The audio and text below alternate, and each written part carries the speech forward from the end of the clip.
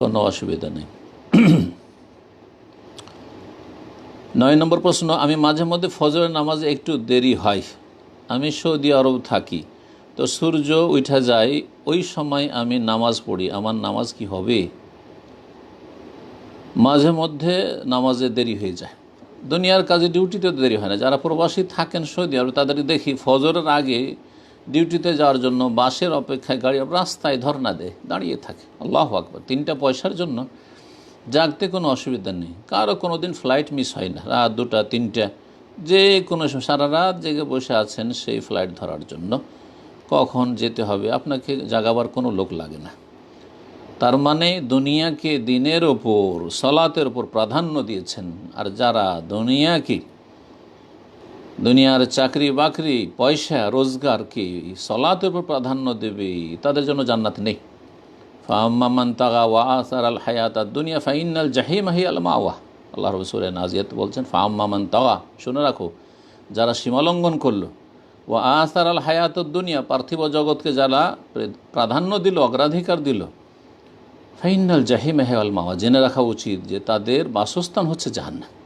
জি, আপনি যদি জান্নাতে যেতে চান তাহলে 1 নম্বরে আপনার সালাত, 2 নম্বরে চাকরি ডিউটি, 1 নম্বরে আল্লাহ রাব্বুল ফরজ হক আদায় করা, তারপর 2 নম্বরে দুনিয়ার কাজকর্ম করা, রুজি রোজগার করা। সুতরাং এটা একজন মুসলিমের জন্য মোটেই উচিত নয় যে সে বলবে যে আমার ফজরের নামাজ একটু দেরি হয়। কেন দেরি হবে? আপনি একটু আগে ওঠার জন্য আগেই শুয়ে যাবেন, অ্যালার্ম লাগিয়ে রাখবেন, কাউকে বলে রাখবেন। আপনি দেশে আপনার স্ত্রী আছে, তাকে বলবেন যে এই সময়টায় কল দিয়ে আমাকে জাগিয়ে দিবে। বহু তদবির আছে, চেষ্টা যারা করবে তাদের জন্য। যার মধ্যে ইখলাস আছে, যার পরকালের ভয় আছে, যে হাসর মাঠে প্রথম 5 ওয়াক্ত সালাত সম্পর্কে জবাব দিতে হবে, সে অবশ্যই এসব পদক্ষেপ নেবে এবং চেষ্টা রাখবে। আর যে বেপরোয়া, তার পরোয়া নেই, জান্নাতে যেতে পারলেই বা কি, আর না পারলেই বা কি, জাহান্নামে গেলেই বা কি, তার তো জি, তার বলা যাবে না, যা ইচ্ছা তাই করতে পারে সে। হ্যাঁ, এজা আলম তাস্তাইফাস নামা শেত। জি, এইরকম লোকের কোনো ভয়ও নাই, চিন্তা নেই, লজ্জা নেই, সুতরাং যা ইচ্ছা তাই করুক। তারপরে বলছেন যে সৌদি আরব থাকেন, সৌদি আরবে থাকেন, সৌভাগ্য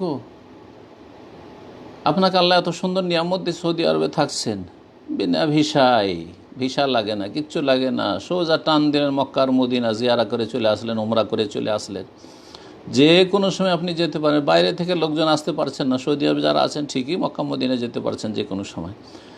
এত বড় নিয়ামত পাওয়ার পরে তৌহিদের দেশে আছেন, সুন্নতের দেশে আছেন, মাশাআল্লাহ। ইসলামিক পরিবেশ যদি পৃথিবীতে কোথাও থাকে তো সৌদি আরবে আছে, আলহামদুলিল্লাহ। যেটুকু আছে আলহামদুলিল্লাহ, অনেক আছে আলহামদুলিল্লাহ। এবং সারা পৃথিবীতে এর নজির কোথাও পাওয়া যাবে না।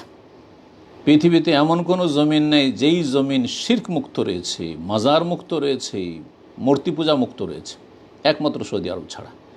না এখানে মূর্তি পূজা আছে, না মাজার পূজা আছে, কবর পূজা আছে। 2 রকমের শিরকের কোনো শিরক এই দেশে নেই আলহামদুলিল্লাহ। না এই দেশে কোনো রকমের বিদাত আছে, মিলাদ আছে, আর কেয়াম আছে, আর অন্যান্য বিদাত রয়েছে, পীর মুরিদির বিদাত রয়েছে, কিচ্ছু নেই আলহামদুলিল্লাহ। আলহামদুলিল্লাহ রাব্বিল আলামিন।